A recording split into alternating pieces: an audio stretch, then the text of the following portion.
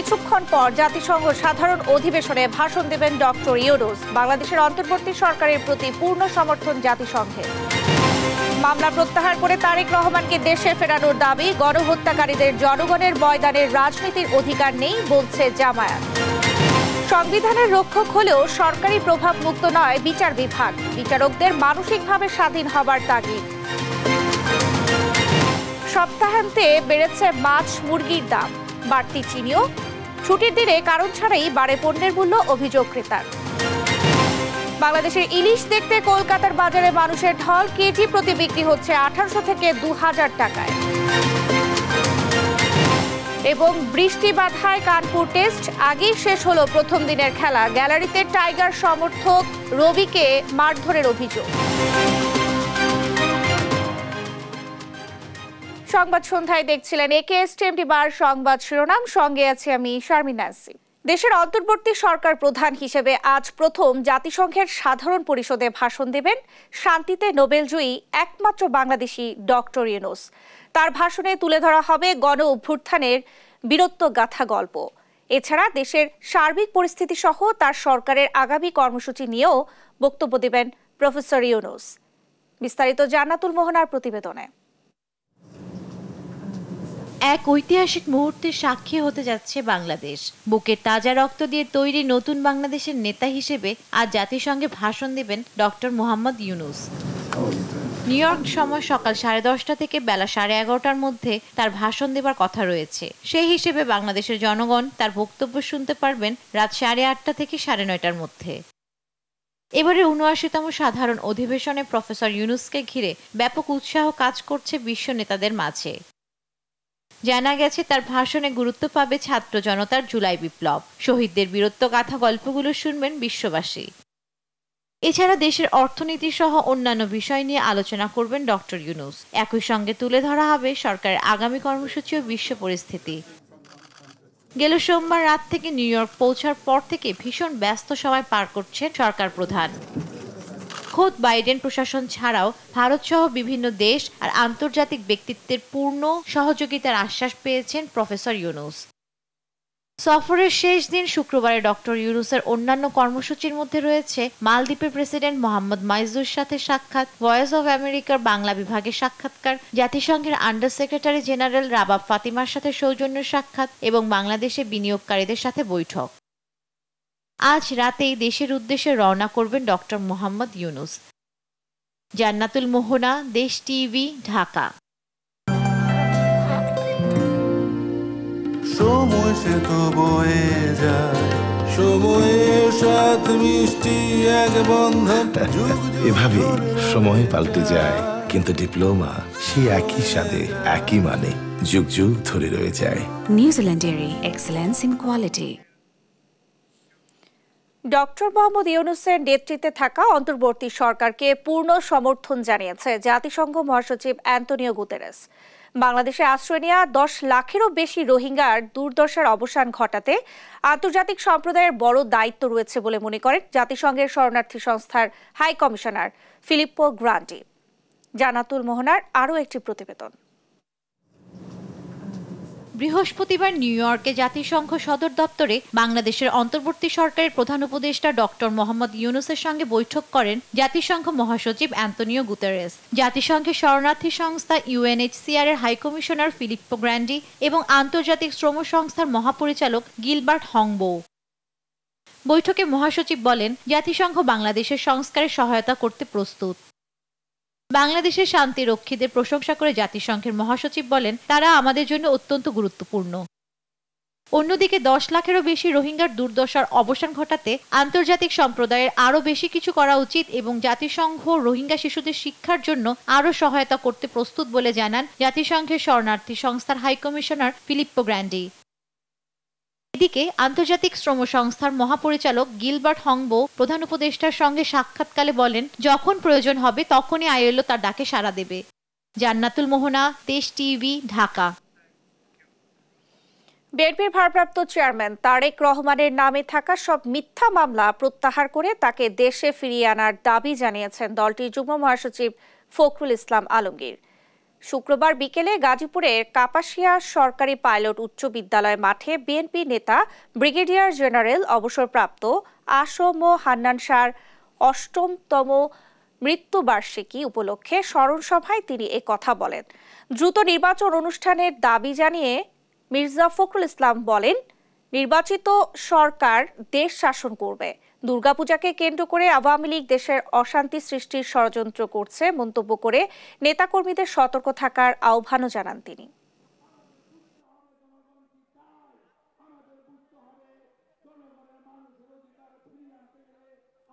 আজকে এই সভা থেকে বলতে চাই যে সমস্ত মামলা প্রত্যাহার করে অবিলম্বে জনতাকে আমাকে দেশে ফিরিয়ে আনার ব্যবস্থা করা হোক। একই সঙ্গে যত মামলা আছে এই সরকার আওয়ামী লীগ সরকার আমলে করা হয়েছে, আমাদের ছাত্র দল, যুব দল, স্বেচ্ছাসেবক দল সহ মূল দল সহ সমস্ত মামলাকে অবিলম্বে প্রত্যাহার করতে হবে। তাদের বিরুদ্ধে মিথ্যা মামলা হয়েছে, সেই মামলাগুলোকে প্রত্যাহার করে দেশে গণতন্ত্রকে প্রতিষ্ঠা করবার, একটা সুষ্ঠু অবাধ নির্বাচন করবার একটা পরিবেশ সৃষ্টি করতে হবে।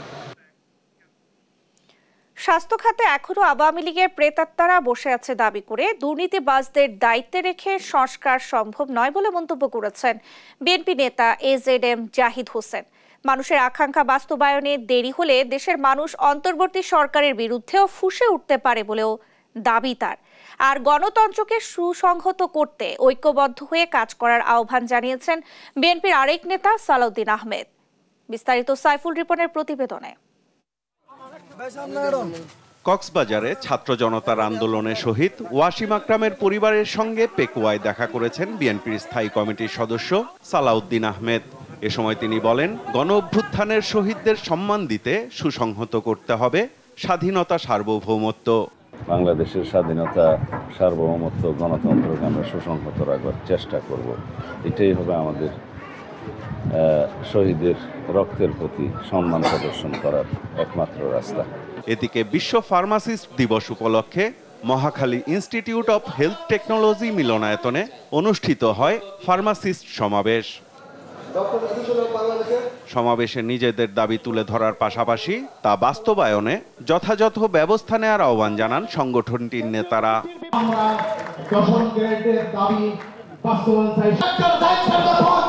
গুরুত্বপূর্ণ মন্ত্রী হবেন আমার প্রিয় নেতা এনপিআর প্রধান উপদেষ্টা অধ্যাপক ডাক্তার ফরমান দলের যখন গুরুত্বপূর্ণ জায়গায় বসবেন, তারা নিশ্চয় এই জাতির নেতৃত্বে পাওনাগুলো আছেন, ইনশাআল্লাহ আমাদেরকে তারা উপহার দিবেন। স্বাস্থ্য খাতে পরনির্ভরশীলতা কমাতে এ খাতের গুণগত মান বৃদ্ধির ওপর জোর দেন প্রধান অতিথি বিএনপির স্থায়ী কমিটির সদস্য ডাক্তার এজেডএম জাহিদ হোসেন। যদি হেলথকে পরনির্ভরশীল না রাখতে চাই, যদি আমাদের দেশ থেকে রুগীর বাইরে যাওয়া বন্ধ করতে চাই, তাহলে আমাদের সরকারি এবং বেসরকারি উভয় সেক্টরেই আমাদের গুণগত মান আরও উন্নত করতে হবে। স্বাস্থ্য খাত সহ পুরো প্রশাসনকে ঘাপটি মেরে থাকা আওয়ামী লীগের দোষরমুক্ত করার দাবিও জানান তিনি। প্রশাসনের সর্বত্র, বিশেষ করে স্বাস্থ্য প্রশাসনের সর্বত্র অ্যাডভাইজার আর সচিব আর একজন দুইজন ডিজি বাদ দিয়ে সর্বত্রই আওয়ামী লীগের প্রেতাত্মারা বসে আছে। দে শুড বি রিমুভ, এবং তাদেরকে ইমিডিয়েটলি ওখান থেকে যদি রিমুভ না করা হয়, তাহলে এই স্বাস্থ্য সেক্টরে কিন্তু সংস্কারের জন্য সরকারের যে উদ্যোগ সেটি ভেস্তে যাবে। জনগণের আকাঙ্ক্ষা বাস্তবায়ন অন্তর্বর্তী সরকারের দায়িত্ব বলেও মন্তব্য করেন ডাক্তার এজেডএম জাহিদ হোসেন। মানুষের আশা আকাঙ্ক্ষার বাস্তবায়ন যত দ্রুত করবেন, তত দ্রুত মানুষ আপনাদেরকে সাধুবাদ জানাবেন। যত দেরিতে করবেন, মানুষ কিন্তু আবারও আপনাদের বিরুদ্ধে ফুঁসে উঠতে পারে। সাইফুল রিপন, দেশ টিভি, ঢাকা। সংবিধানের রক্ষক হলেও বিচার বিভাগ কখনোই প্রশাসনের থাবা থেকে মুক্ত হতে পারেনি বলে মন্তব্য করেছেন সিনিয়র আইনজীবীরা। জেড আই খান পান্না মনে করেন, বিচারপতিকে সবার আগে মানসিকভাবে স্বাধীন হতে হবে। শামীমা আক্তারের প্রতিবেদনে থাকছে বিস্তারিত। আওয়ামী লীগ সরকারের পতনের পর গেল 1.5 মাসে বিচার ব্যবস্থায় শৃঙ্খলা ফেরাতে নানা পদক্ষেপ নিয়েছে সুপ্রিম কোর্ট প্রশাসন। সর্বোচ্চ আদালতের বিচারক নিয়োগের পাশাপাশি অধস্তন আদালতে 4 শতাধিক বিচারককে বদলি সহ দফতর পুনর্বণ্টন করেছে আইন মন্ত্রণালয়। বিচার বিভাগের স্বাধীনতার প্রশ্নে স্বাধীন সচিবালয় প্রতিষ্ঠা সহ বিচার বিভাগীয় সংস্কারে একটি সংস্কার কমিশন গঠন করা হয়েছে ইতোমধ্যে। বিচার বিভাগ সংস্কার কমিশনের প্রধান হিসেবে দায়িত্ব পালন করবেন বিচারপতি শাহ আবু নাঈম মুমিনুর রহমান। গেল 21 সেপ্টেম্বর বিচারকদের উদ্দেশ্যে অভিভাষণ দেন প্রধান বিচারপতি সৈয়দ রিফাত আহমেদ।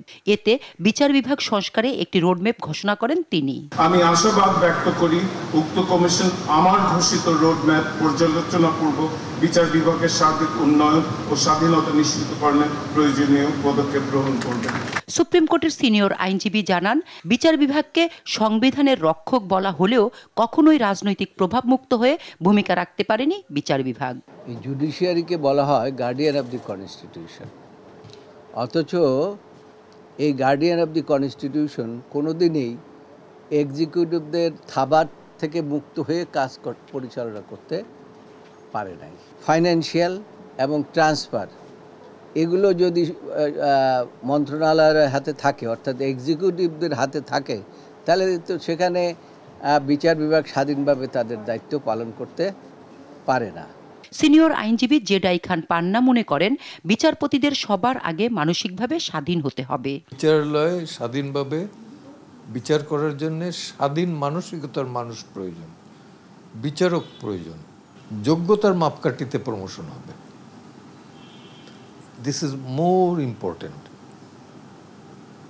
আগে 5 বছর গেলে পরে একটা প্রমোশন, 10 বছর গেলে পরে আরেকটা প্রমোশন। এটা বলেও যে আমি এত বছর সার্ভিস আছে, আমার এখন এটা হবে না কেন? বাট সে যদি অযোগ্য হয় কিভাবে দেবে?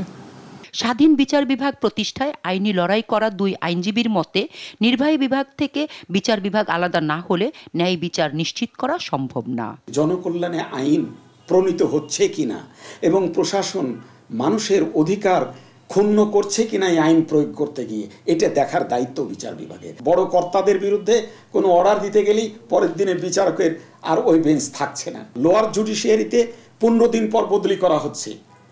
বাচ্চা কাচ্চা স্কুলে কেবলমাত্র ভর্তি অপরাধ কি কর্তার কথা শোনেনি, তারপর অনেক বিচারক জামিনের অর্ডার দেওয়ার 24 ঘন্টার মধ্যে তাকে উইথড্র করা হচ্ছে, তাকে সাসপেন্ড করা হচ্ছে। আমরা দেখেছি ইনস্ট্রাকশন দেওয়া হয়, নির্দেশনা দেওয়া হয় কোনটাতে বেল দিবে, কোনটাতে রিমান্ড দিবে, কোনটাতে রিমান্ড দিবে না। এবং শুধু তাই নয়, এমনও হয়েছে একদিনে বিচার বসিয়ে একদিনে 17 জন সাক্ষী নিয়ে রাত 9টায় রায় দেওয়া হয়েছে। বিচার বিভাগের জন্য আলাদা সচিবালয় প্রতিষ্ঠায় অন্তর্বর্তী সরকারের দ্রুত কার্যকর পদক্ষেপ নেওয়া উচিত বলে মনে করেন সংশ্লিষ্টরা। শামিমা আক্তার, দেশ টিভি, ঢাকা। গণহত্যাকারীদের জনগণের ময়দানে রাজনীতি করার অধিকার নেই বলে মন্তব্য করেছেন বাংলাদেশ জামায়াতে ইসলামীর আমির ডাক্তার শফিকুর রহমান। সকালে খুলনার রুকন সম্মেলনে তিনি এই কথা বলেন। এ সময় তৃতীয় শক্তির উত্থান নিয়েও দলীয় কর্মীদের হুঁশিয়ার করেন আমির। এদিকে রাজধানীতে মহানগর উত্তর জামায়াতের এক সমাবেশে অংশ নিয়ে দলটির নায়েবে আমির ডাক্তার সৈয়দ আবদুল্লাহ মোহাম্মদ তাহের পাঠ্যপুস্তকে জামায়াতের বিরুদ্ধে মিথ্যাচার অতি দ্রুত মুছে ফেলার দাবি জানান। বিস্তারিত শাহিদুজ্জামান সাকিবের রিপোর্টে। শুক্রবার সকালে খুলনা মহানগর জামায়াতের রুকন সম্মেলনে অংশ নেন দলটির আমির ডাক্তার শফিকুর রহমান। এ সময় ডাক্তার শফিকুর রহমান বলেন, গণহত্যাকারীদের জনগণের ময়দানে রাজনীতি করার অধিকার নেই। ব্যত্যয় হলে তৃতীয় শক্তির উদ্ভব নিয়ে নেতাকর্মীদের সতর্ক করেন আমির। একটা দেশে যারা জনগণের উপর গণহত্যা সংগঠন করেছে, গণহত্যাকারীদের জনগণের ময়দানে রাজনীতি করার কোনো অধিকার থাকতে পারে না। দেশ এবং রাষ্ট্রকে, জনগণকে যারা ন্যায় ইনসাফ, শান্তি এবং সমৃদ্ধি উপহার দেবে, রাজনীতি করার অধিকার কেবল তাদের থাকবে, অন্য কারণে। অন্তর্বর্তী সরকার সম্মানের সাথে বিদায় নেবেন এমন প্রত্যাশা জানিয়ে জামায়াত আমির বলেন, দ্রুততম সময়ে ফেসিবাদীদের বিচার নিশ্চিত করতে হবে। যেই জাতি এই দেশকে স্বৈরাচারের কলঙ্ক মুক্ত করেছে বুকের রক্ত দিয়ে, সেই জাতি এই দেশের স্বাধীনতার সার্বভৌমত্বের পাহারাদারি করতে হবে কারো সাহায্য ছাড়াই ইনশাআল্লাহ। এদিকে ঢাকা মহানগর উত্তরের সাবেক ছাত্র শিবির নেতাদের সমাবেশে জামায়াতের নায়েবে আমির ডাক্তার সৈয়দ আব্দুল্লাহ মোহাম্মদ তাহের বলেন, শিক্ষা ব্যবস্থা থেকে ভারতীয় অপসংস্কৃতি ও অনইসলামিক নীতি দূর করতে হবে। শিক্ষা ব্যবস্থায় যে পৌত্তলিকতা, ভারতীয় কালচার, অ্যান্টি ইসলামিক সিলেবাস, জামাত ইসলামীর বিরুদ্ধে সিলেবাসে মিথ্যাচার করে যেটি হয়েছে এটা অবিলম্বে মুছে ফেলতে হবে। পরে মহানগর দক্ষিণের শুরা সম্মেলনে নায়েবে আমির অধ্যাপক মুজিবুর রহমান বলেন, জামায়াত রাষ্ট্র ক্ষমতায় এলে জাকাত ভিত্তিক অর্থব্যবস্থা গড়ে তোলা হবে।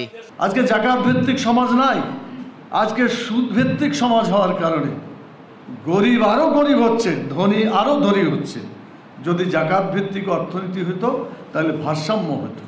আমরা বিশ্বাস করি বাংলাদেশ জামাত ইসলামী যদি রাষ্ট্র ব্যবস্থা পায়, ইনশাআল্লাহ সুদকে বিতাড়িত করে জাকাত ভিত্তিক অর্থ ব্যবস্থা কায়েম করবে ইনশাআল্লাহ। নির্বাচনী রোডম্যাপ ঘোষণার আগে ব্যাংক খাত সহ রাষ্ট্রের গুরুত্বপূর্ণ কাঠামোগুলো দ্রুত সংস্কারের দাবিও জানান জামায়াত নেতারা। শাহিদুজ্জামান সাকিব, দেশ টিভি, ঢাকা। সাপ্তাহিক ছুটির দিনেও অস্থিতিশীল নিত্যপণ্যের বাজার। বেড়েছে মাছ, মাংস, মুরগি ও চিড়ির দাম। ভরা মৌসুমেও সাধ্যের নাগালে আসছে না ইলিশের দাম। ক্রেতাদের অভিযোগ, ছুটির দিনে কোনো কারণ ছাড়াই নিত্যপণ্যের দাম বাড়িয়ে দেন ব্যবসায়ীরা। বিস্তারিত আলিমুজ্জামান সাফওয়ানের রিপোর্টে। সাপ্তাহিক ছুটির দিন শুক্রবার চড়া নিত্যপণ্যের বাজার। বেড়েছে মাছ, মুরগি, চিনির দাম। হিমশিম অবস্থা সাধারণ মানুষের। আদা, রসুন এগুলি বিদেশ থেকে আমদানি করতে হয় এবং হলুদ, ইন্ডিয়ান মরিচগুলির দাম বেশি, এরপরে চিনির দাম বেশি। অন্যান্য মালের দাম আগের দামে আছে, ডাইল, আটা মাছের দাম আগের দামে আছে। ছোটগুলা আমি ব্যস্ত আছি 700 টাকা আর 600 টাকা ছোটটা, আর বড় 1 কেজি সাইজেরটি 1700-1800 টাকা, আর 1.5 কেজি সাইজেরটি ওটা হলো 2000-2200 টাকা কেজি বর্তমানে। হ্যাঁ, আগের চেয়ে বাড়তি, কেজি প্রতি 100-200 টাকা বাড়ছে। বেড়েছে ইলিশ সহ অন্যান্য মাছের দামও। ছুটির দিন কোনো কারণ ছাড়াই নিত্যপণ্যের দাম বাড়িয়ে দেয় ব্যবসায়ীরা। অভিযোগ ক্রেতাদের। মাংস বা সব ধরনের জিনিসপত্রই আমরা বেশি দামে কিনতে হচ্ছে। যেমন আজকেই দেখা যাচ্ছে যে মুরগির দাম 190 টাকা কেজি, মানে পোলট্রি, যেটা গত সপ্তাহে 180 টাকা ছিল। এই ক্ষেত্রে ভোক্তা হিসেবে আমরা প্রতিনিয়তই একটা অস্বস্তিকর পরিবেশে আছি। মানে মোরলেস যদি ওভারঅল চিন্তা করেন তো দাম খুব একটা ভেরিয়েশন নাই, মানে আগে যেরকম ছিল এরকমই আছে বলা যায় আর কি। যেটা আসলে আমাদের যে খুব নাগালে চলে আসছে, আমরা এখন মানে আগে একটু বেশি কিনতে পারছি সেরকম না আসলে, মানে আমাদের সেই বাজেটের মধ্যে থাকতে হচ্ছে। আর ব্যবসায়ীরা বলছেন, পর্যাপ্ত চাহিদা না থাকা ও ভ্যাট ট্যাক্স বেশি হওয়ায় কমছে না দাম। গত সপ্তাহের তুলনায় এই সপ্তাহ কেজিতে 15-20 টাকা পার্থক্য। গত সপ্তাহে আমরা ব্রয়লার বিক্রি করছি 165-70, এই সপ্তাহে আজকে বিক্রি করতেছি 185-80। বাড়ার কারণ হলো মনে করেন খামারে খাদ্যের দাম বেশি, মনে করেন ওষুধের দাম বেশি। খামার আলাদা কমে বিক্রি করতে পারলে আমরাও কমে আনতে হলে আমরাও কমে বিক্রি করবো। সব সিন্ডিকেট ভেঙে বাজার নিয়ন্ত্রণে আনার আহ্বান নিম্ন মধ্যবিত্ত আয়ের মানুষের। নাফিয়া ফারজানা, দেশ টিভি, ঢাকা।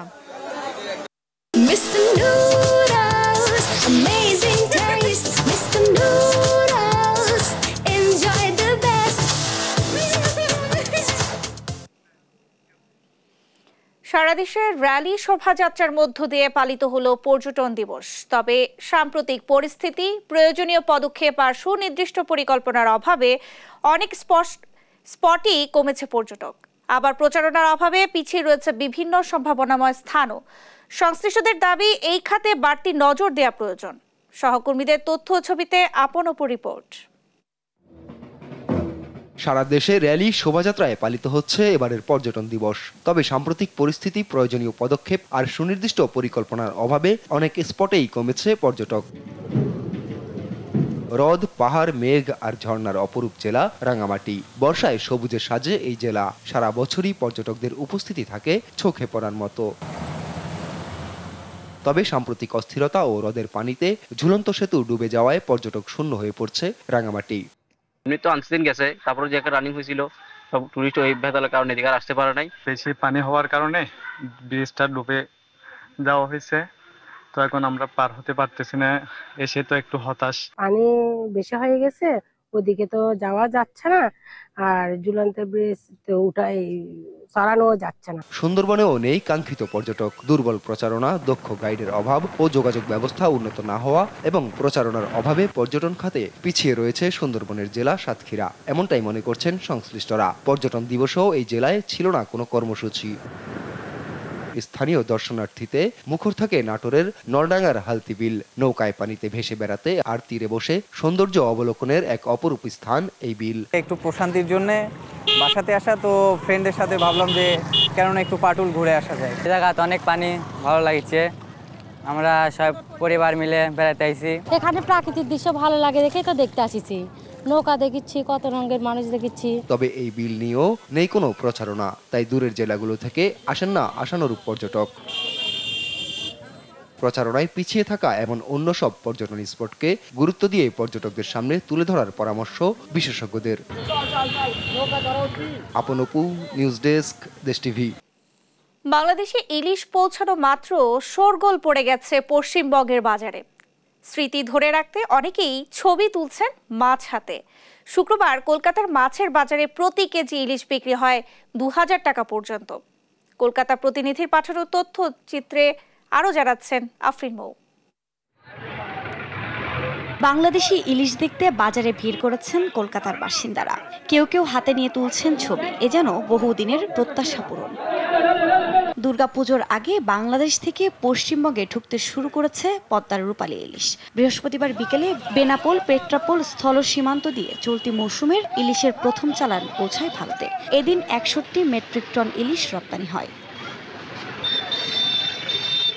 এর আগে পশ্চিমবঙ্গের উত্তর 24 পরগনা জেলার পেট্রাপোল স্থলবন্দর থেকে এই ইলিশ সড়ক পথে চলে আসে শিয়ালদহ, পাতিপুকুর, হাওড়ার মাছ বাজারগুলিতে। বাংলাদেশি ইলিশ আসার খবরে বৃহস্পতিবার সন্ধ্যা থেকেই চারিদিকে শোরগোল পড়ে যায়। বাংলাদেশ থেকে 1180 টাকা দরে ইলিশ কিনলেও পশ্চিমবঙ্গে তা বিক্রি হচ্ছে 2000 টাকা পর্যন্ত। 2420 মেট্রিক টনের মধ্যে আজকে প্রথম যে খেয়ে পেল সেটা প্রায় 30 থেকে 35 মেট্রিক টন মাছ আছে। বাংলা 7-8টা গাড়ি, ইন্ডিয়ান 4-5 গাড়ি হবে, এই গাড়িতে আসবে। দেখা যাচ্ছে যে বাংলাদেশে মাছের ল্যান্ডিং খুব কম, সুতরাং আগামীকালকে যে মাছ বিক্রি হবে রেটটা খুব বেশি কমবে না। যদিও আমাদের অকশন মার্কেটে বিক্রি হয় ডিমান্ড এন্ড সাপ্লাই, তো আশা করা যাচ্ছে যে 1300-1400 টাকার মধ্যে রেটটা থাকবে কিলো সাইজের ইলিশের। যদিও বাজারে ইলিশের দাম বেশি বলে জানিয়েছেন মাছ ব্যবসায়ীরা, তবে পরবর্তী ধাপে বাংলাদেশি ইলিশ ভারতে প্রবেশের সাথে সাথে মাছের দাম কিছুটা কমতে পারে বলে আশাবাদী তারা। চাহিদাটা ভালোই আছে, কিন্তু দাম একটু হাইয়ের দিকে আছে, যেহেতু বাংলাদেশে মাছের দোকান কম, এই কারণে দামটা চড়া। তো আশা করি যে পরপর যে খেপে মাছ ঢুকবে দামটাও কমবে, আর সাধারণ মানুষের পক্ষে সম্ভব হবে ইলিশ কেনা। আমাদের অপশনে বিক্রি হচ্ছে নিচে 1300 টাকা, উপরে 1600 টাকা বিক্রি হচ্ছে। বিভিন্ন সাইজের মাছ আছে, যেমন 700-800 থেকে নিয়ে কিলোগ্রাম। বাংলাদেশের বাণিজ্যিক মন্ত্রণালয় জানায়, চলতি বছর দুর্গাপুজোর আগে সব মিলে 2420 মেট্রিক টন ইলিশ বাজারে যাবে। 49টি রপ্তানি সংস্থা ভারতে এই মাছ রপ্তানি করবে। 12 অক্টোবর পর্যন্ত বাংলাদেশের নদীগুলোতে ইলিশ মাছ ধরা হবে, তারপর জারি করা হবে নিষেধাজ্ঞা। সেই হিসেব অনুযায়ী শেষ পর্যন্ত কী পরিমাণ ইলিশ ভারতে ঢুকবে তা এখনও নিশ্চিত করে বলা যাচ্ছে না। আফরিন মৌ, নিউজ ডেস্ক, দেশ টিভি।